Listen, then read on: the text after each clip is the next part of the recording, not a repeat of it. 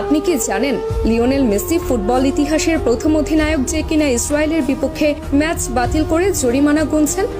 না, আপনি এটা জানবেন কেন? আপনার তো এটা জানার ইচ্ছে নেই, বরং আপনার কাজ মেসির সমালোচনা করা। একটা ছবি পেয়েছেন, অমনি মেসির সমালোচনা শুরু করেছেন।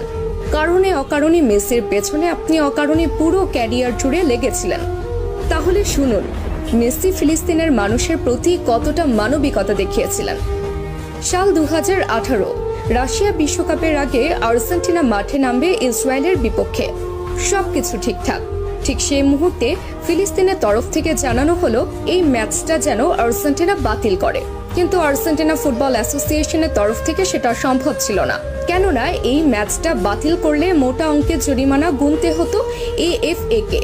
আর অর্থনৈতিক দৈন্য দশায় ভোগা আর্জেন্টিনা ফুটবল অ্যাসোসিয়েশনের তরফ থেকে সেটা সম্ভব ছিল না। ঠিক সেই মুহূর্তে ফিলিস্তিনের মানুষ সরাসরি খোলা চিঠি ছুড়েন মেসির কাছে।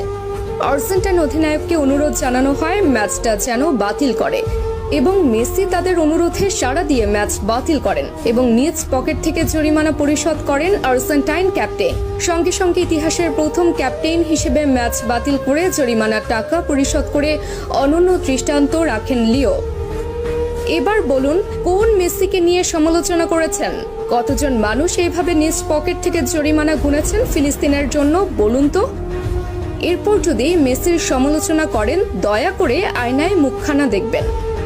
এবার আসুন